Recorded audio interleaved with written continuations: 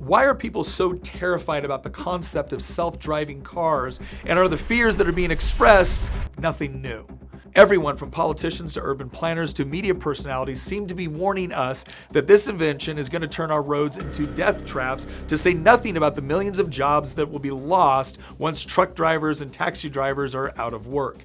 The fear-driven campaign seems to be paying off. According to a study from AAA, a shocking 78% of Americans said they were afraid to ride in a self-driving car. But here's the twist. The same sort of fears were widespread well over a century ago when the car, or rather horseless carriage, also first began to appear. And as crazy as it sounds now, the fear back then was that a human had to pilot the car rather than a horse.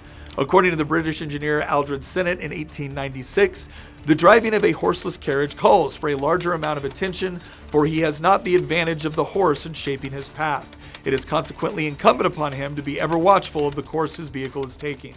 And he wasn't alone.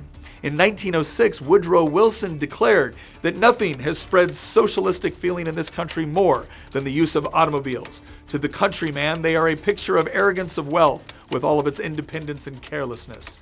Yes, the car put many carriage makers out of business.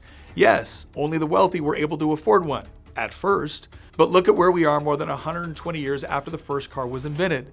Society has not collapsed because we got rid of horse-drawn carriages. Our economy has not cratered because the carriage industry was minimized.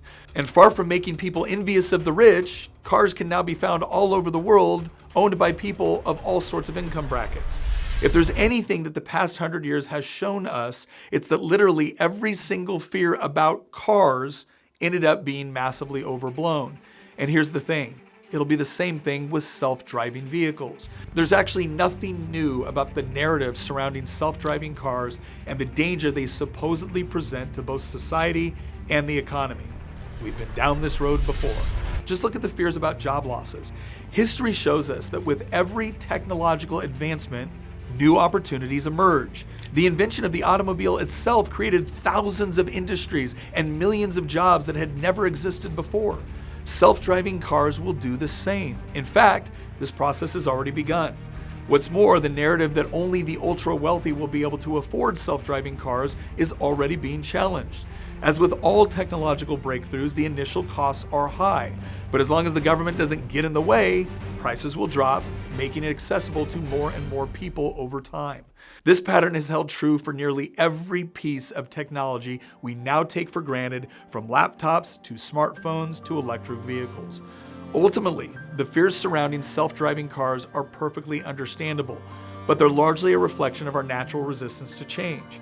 Just as we look back a century ago and laugh at the fears of so many experts about the introduction of automobiles, so too will future generations look back at our current apprehensions about self-driving cars and wonder how we ever managed to live without them.